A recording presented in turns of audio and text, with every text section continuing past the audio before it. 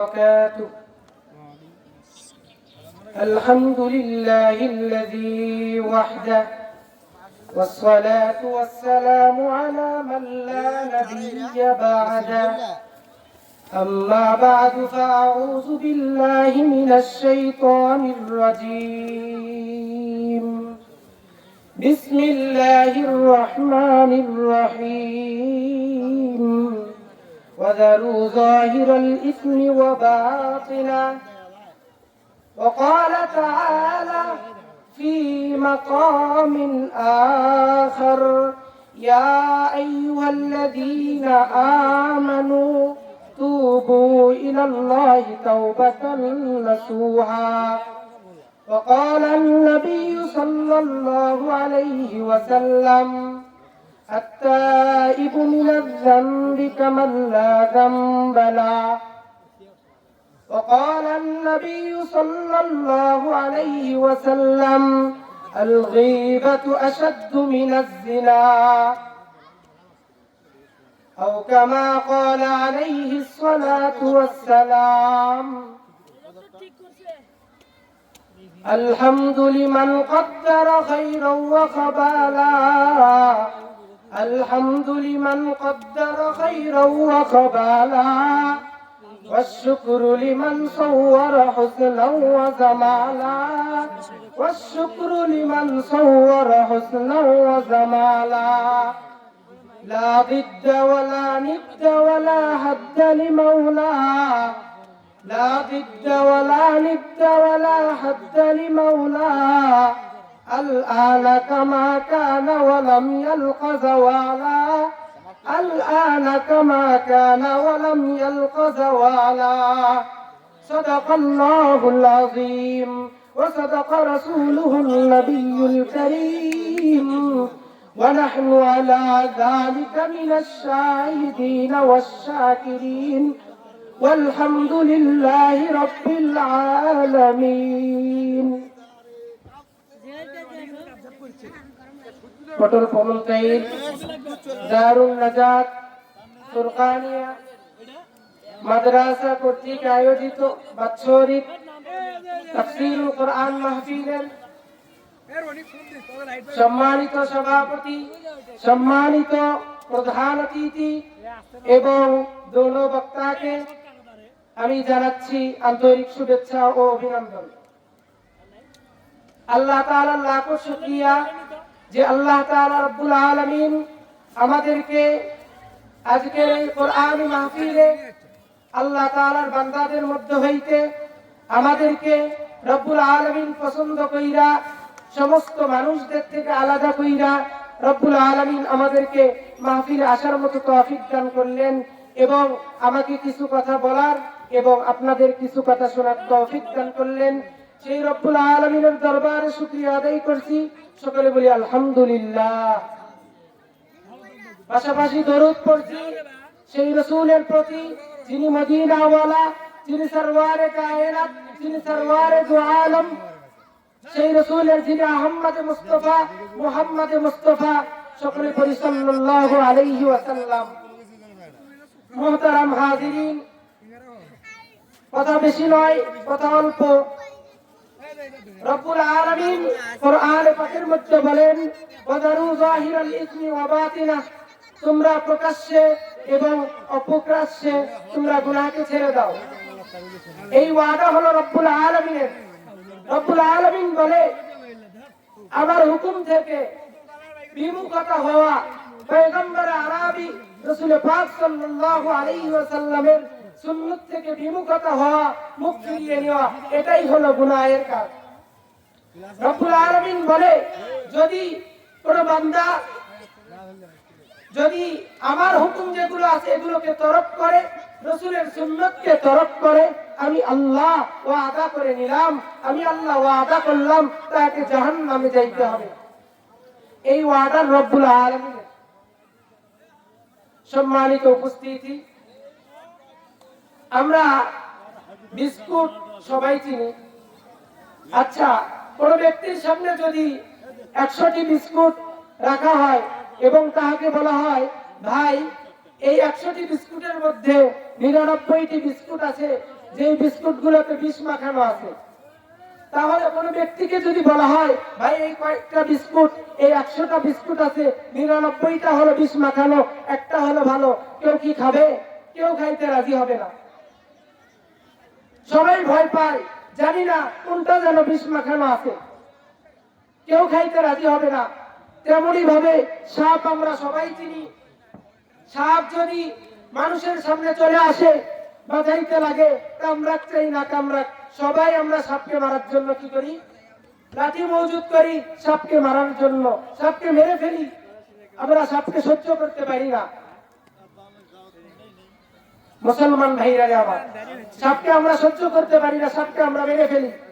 তেমনি ভাবে রাত্রবেলা যদি কোনো ব্যক্তির বাড়িতে যদি কেউ 12টার দিকে যদি কেউ কি করে, দরওয়াজা করা নাড়ে, দরওয়াজা খটখটায়, বলে ভাই দরওয়াজা খোলো, তাহলে ওই ব্যক্তি আগে তার পরিচয় জানবে। তোমার পরিচয় কি? ঘরের ভিতর থাইকা তার পরিচয় নিবে, তোমার পরিচয় কি? যদি বাড়ির মালিক বলে তোমার পরিচয় কি, সে বলতেছে, সে কোনো উত্তর দেয় না, বাইরে থেকে কোনো উত্তর আসে না, তাহলে কিন্তু ওই বাড়ির মালিক দরওয়াজা খুলবে না। কেন খুলবে না? কেননা ডাকাত না চোর আশঙ্কা আছে যে আমার জানেন ক্ষতি আছে, এই জন্য দরওয়াজা ওই ব্যক্তি খুলতে রাজি হয় না, কেননা তার প্রাণের ভয় আছে। সেরকম ভাবে মুসলমান ইমানদার আল্লাহর গোলাম, আমাদের মধ্যেও একটা জিনিস আছে যার নাম হলো নফস, যার নাম হলো নফস। এই নফস মানুষকে বলে তুমি এটা করো, তুমি গুনাহের কাজ করো, তুমি আল্লাহর হুকুম মানো না। নফস যেটা চাই সেটাই যদি তুমি করো, সেটা তোমাকে করা যাবে না, সেটা করা যাবে না। কেননা নফসের কুপ্রবৃত্তি, তার কুচাহিদাকে পূর্ণ করা যাবে না। কেননা তুমি যেটা বুঝবা ভালো এটাকেই করতে হবে, যেটা মনে করবে খারাপ এটাকে ছেড়ে দিতে হবে। কবি বলেন, ইয়ারে বদ বদ তোর বুয়াদ আজ মারে বদ, ইয়ারে বদ বদ তোর বুয়াদ আজ মারে বদ। খারাপ বন্ধু এমন, খারাপ বন্ধু এমন যে বিষাদর সাপের থেকেও নিকৃষ্ট, যে বিষাদর সাপের থেকেও নিকৃষ্ট, যে বিষওয়ালা বিস্কুটের থেকেও নিকৃষ্ট, শয়তানের থেকেও নিকৃষ্ট। কেননা মুসলমান ইমানদার আল্লাহর গোলাম, শয়তান তোমাকে শুধুমাত্র ধোঁকা দেয়। তুমি গুনাহের কাজ করো, ধোঁকা দেওয়ার পরে তোমার যে খারাপ বন্ধু আছে, এই বন্ধু তোমাকে ধোঁকা দিবে, পাশাপাশি ওই জিনিস করিয়েই ছেড়ে দিবে। এক বন্ধু সিগারেট খায়, আরেক বন্ধু খায় না, ওর সঙ্গে বসবাস করে, ওর সঙ্গে থাকে। সিগারেট খানেওয়ালা বন্ধুর সঙ্গে এই বন্ধু থাকে। ওই বন্ধু আজকে একটু টান মার, কি কয়? ওই বন্ধু আজকে একটু টান মার। এরকম ভাবে আস্তে আস্তে তার যে সংস্রব, তার মধ্যে যে গুণ, তার মধ্যে বিড়ি খাওয়ার গুণ, তার মধ্যে যে নেশা করার গুণ, মদ পান করার গুণ, এইগুলো তার মধ্যে ঢুকে যায়। কবি বলেন, সহবতে সালেহতুরা সালেহ কুনাদ, সহবতে তালেহতুরা তালেহ কুনাদ। যদি তোমার সংস্রবটা হয়, যদি তোমার মিল মোহাব্বতটা হয় আল্লাহ ওয়ালার সঙ্গে, তুমি আল্লাহ ওয়ালাই হইয়া যাইবা। যদি তোমার মিলটা হয়, যদি তোমার মোহাব্বতটা হয় নেশাওয়ালার সঙ্গে, কোন বদমাইশের সঙ্গে, তুমি ওই বদমাইশের সংস্রব পাইয়া যাইবা।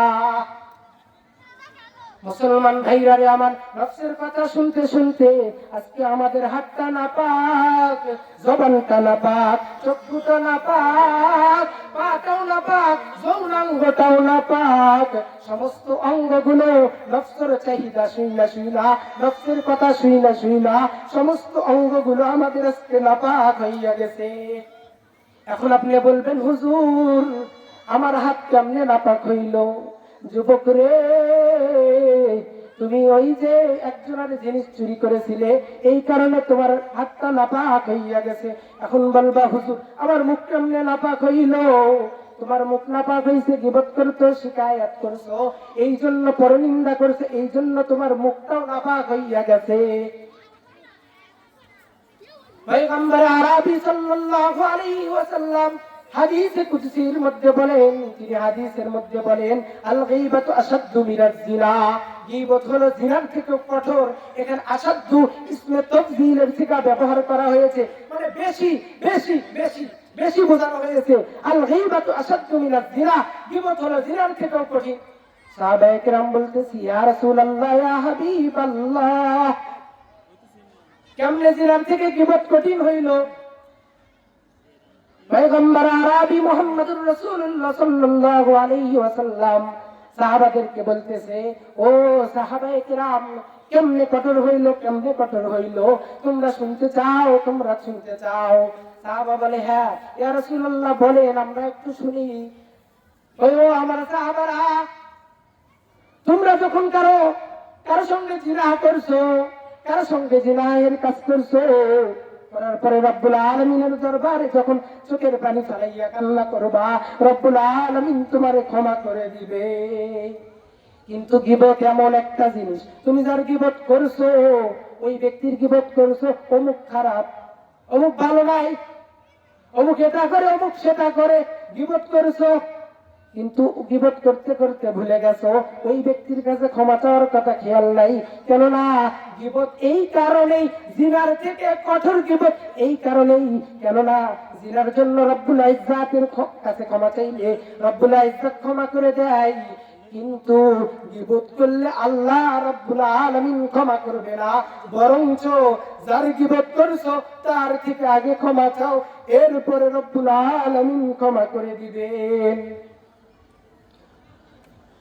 মুসলমান ভাইরা রে আমার, রাসূল আরবি সাল্লাল্লাহু আলাইহি ওয়াসাল্লাম হযরত আবু হুরায়রা থেকে হাদিসটা বর্ণিত, পয়গম্বর বলতেছে, ও সাহাবারা, তোমরা জানো নাকি গীবত কি জিনিস? সাহাবারা কয়, আল্লাহ এবং রাসূল ভালো জানে, আল্লাহ এবং রাসূল ভালো জানে। পয়গম্বর বলতেছে, ও সাহাবায়ে কিরাম, তোমার ভাইয়ের মধ্যে এমন একটা গুণ আছে, যেই গুণটাকে তোমার ওই ভাই অপছন্দ করে, পছন্দ করে না। এই গুণটাকে তুমি আরেকজনের কাছে এটা তার আড়ালে বর্ণনা করলা, এটার নামই হলো গীবত। ওই ব্যক্তির মধ্যে ওই গুণটা নাই, তুমি বানাইয়া বানাইয়া বলছো, তুমি বানাইয়া বানাইয়া আরেকজন নিকটে বলছো। কালা ফাকাদ বাহাত্তাহু, পয়গম্বর বলে, তাহলে এটা হলো তহমত লাগানো, এটা হলো অপবাদ লাগানো। মুসলমান ইমানদার আল্লাহর গোলাম, আমাদের যৌনাঙ্গটাও নাপাক হইয়া গেল। যৌনাঙ্গ কেমনে নাপাক হইল? আল্লাহকে আমি ব্রিকেট দিয়ে দিলাম, তুমি তোমার স্ত্রীর সঙ্গে যৌনাঙ্গ ব্যবহার করতে পারবা, অন্য কোন নারীর সঙ্গে না, অন্য কারো সঙ্গে না। তুমি অন্য কারো সঙ্গে জিনাহের কাজ করছো, অন্য কারো সঙ্গে তুমি তোমার মনোচাহিদাকে পূর্ণ করেছো। মুসলমান ভাইরা রে আমার, তাহলে তোমার যৌনাঙ্গটাও নাপাক হইয়া গেছে। মুসলমান ইমানদার আল্লাহর গোলাম, তোমার চক্ষু কেমনে নাপাক হইল? শুনতে চাও?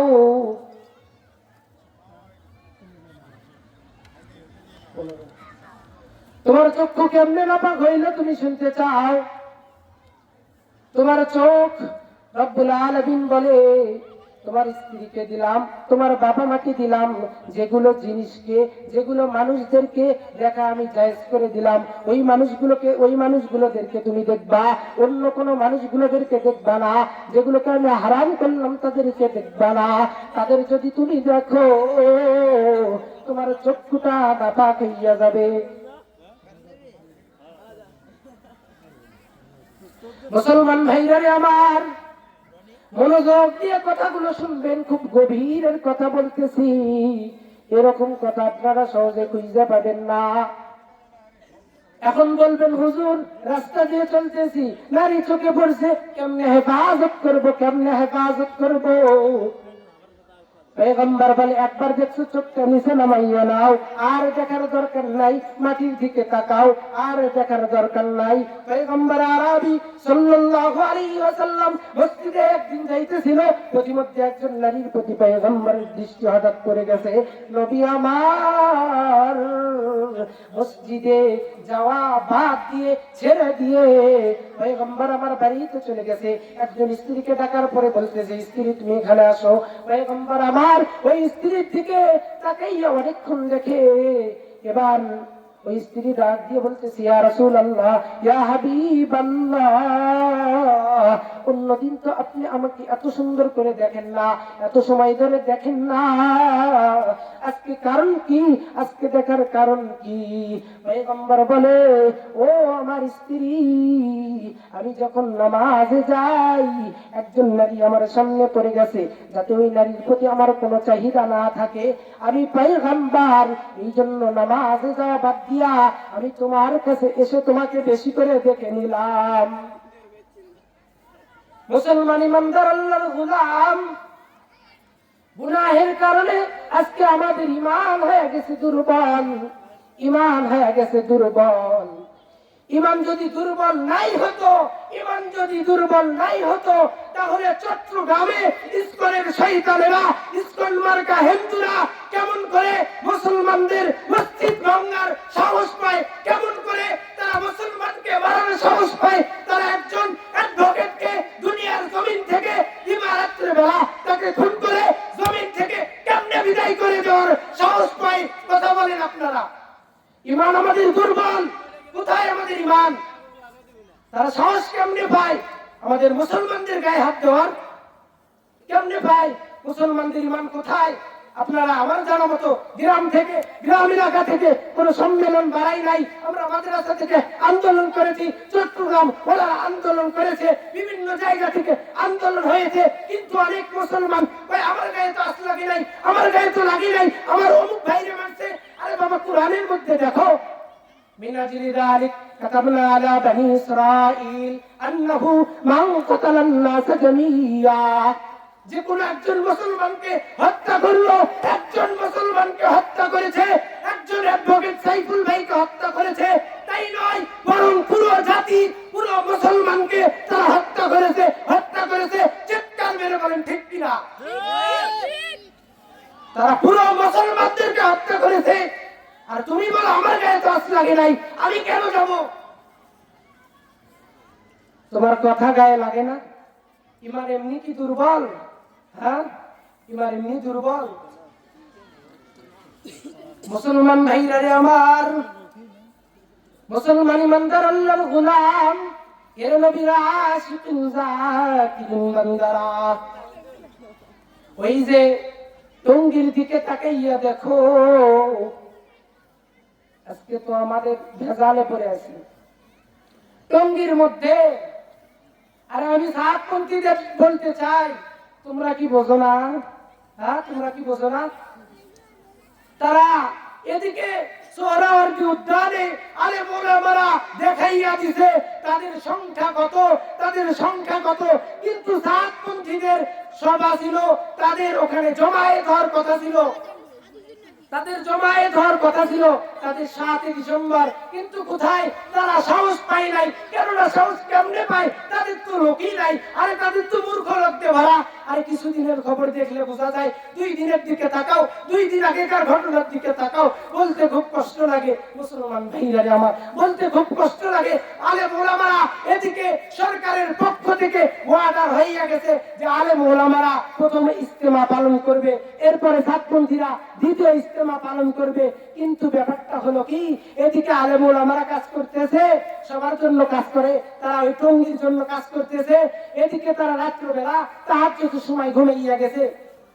আলেম ওলামারা ক্লান্ত হয়ে গেছে, শুয়ে গেছে। হঠাৎ সাতপন্থীদের আক্রমণে আমাদের আলেম ওলামাদের মধ্যে হইতে প্রায় 7 জনের মতো মারা গেছে। আরো অনেক ভাই আমাদের হাসপাতালে এখনো কাতরাচ্ছে। এজন্য আমি সাতপন্থীদের বলতে চাই, তোমরা সাবধান হইয়া যাও। তোমরা বোঝো না হক কোনটা, বাতিল কোনটা, তোমরা বোঝো না হক কোনটা, বাতিল কোনটা বোঝো না।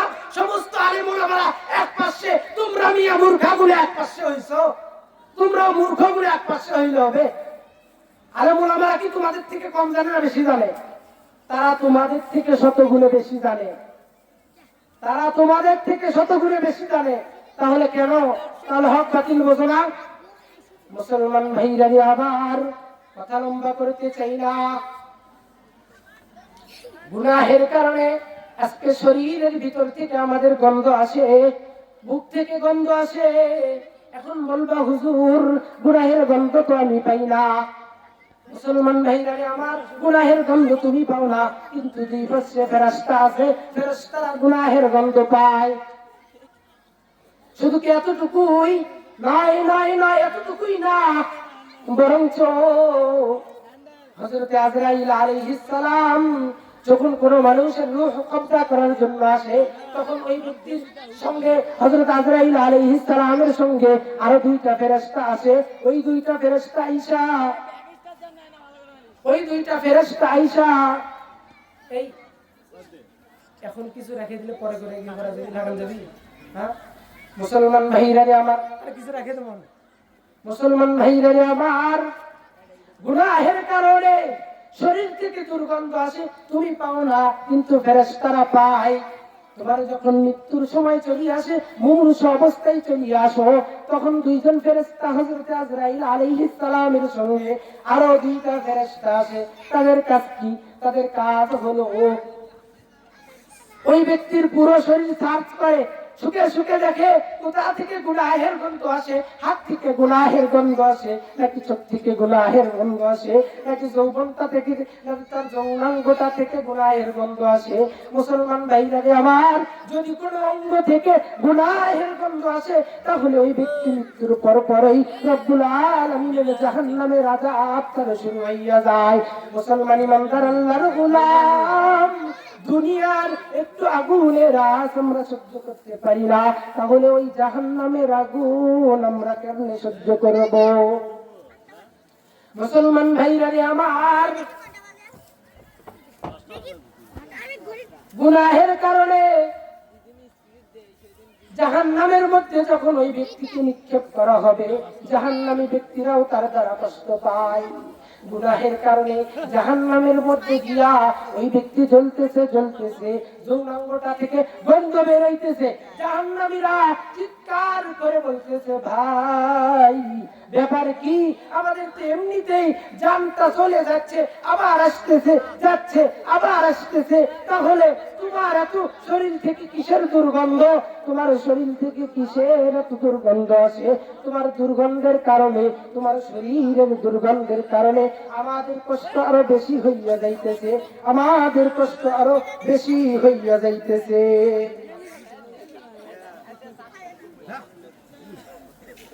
মুসলমান ভাইরা আবার, পয়গম্বরের দিকে তাকাইয়া দেখো, পয়গম্বরের শরীরের কত। চ্যানেলটি সাবস্ক্রাইব করে পাশে থাকা বেল আইকনটিতে একটি ক্লিক দিন। এখন থেকে আমি সামনে আলোচনা করি। বলেছিলাম যে গুনাহের কারণে মানুষের শরীর থেকে দুর্গন্ধ বের হয়, তেমন ভাবে সওয়াবের কারণে, নেক কাজের কারণে বান্দার শরীর থেকে সুন্দর গন্ধ বের হয়। পয়গম্বরে আরবীর দিকে তাকাইয়া দেখো, মুহাম্মদুর রাসূলুল্লাহর কত দাম ছিল, মুহাম্মদুর রাসূলুল্লাহর ঘামের কেমন দাম। আমাদের যদি গা ঘেমে যায়, এই ঘামের গন্ধে মানুষ সাইডে গেলে কেমন রে, থাকা যাচ্ছে না, কিন্তু পয়গম্বরের ঘাম এত দামি। হযরত সুলাইম রাদিয়াল্লাহু তাআলা আনহু তিনি বলেন, আমি ছোট ছোট বাচ্চাদেরকে পাঠাইয়া দিতাম, তোমরা যাও পয়গম্বরে আরবী মুহাম্মদুর রাসূলুল্লাহর ঘাম তোমরা নিয়ে আসো। এটা তারা কি করতো? সাহাবী বলেন, আমি এই ঘামটাকে আতরের মধ্যে ঢাইলা, আমি এই আতরটাকে শরীরে ব্যবহার করতাম। তার দ্বারা কি হয়? তার দ্বারা আরো অধিক সুঘ্রাণ বের হয়। বলেন না সুবহানাল্লাহ। শুধু কি এতটুকুই? না, এতটুকু না। এক সাহাবী পয়গম্বরের কাছে গিয়ে বলতেছে, পয়গম্বর আমাকে কিছু দেন। এমত অবস্থায় পয়গম্বরের কিছু নাই, পয়গম্বরের কাছে কিছু নাই। পয়গম্বর বলতেছে, ও আমার সাহাবী, আমার কিছু ঘাম তুমি নিয়ে যাও। এবার এই ঘামটাকে নিয়ে আসার পরে নিজের বাড়িতে এনে নিজের মেয়েকে দিছে। নিজের মেয়ে যখন ওই ঘামটাকে আতরের মধ্যে মিশাইয়া শরীরের মধ্যে লাগাইছে, কিতাবের মধ্যে পাওয়া যায় 8-9 দিন পর্যন্ত ওই সুঘ্রাণ ছিল। বলেন না সুবহানাল্লাহ। মুসলমান ভাইরা আমার, মুসলমান ইমানদার আল্লাহর গোলাম, এর নবীর আশিকিন জাকিরিন বান্দারা, আমি বলেছিলাম হাদিসের মধ্যে আত-তাইবু মিনাজ যামবি কামাল লা যামবালা। হাদিসের অর্থ পরে বলি।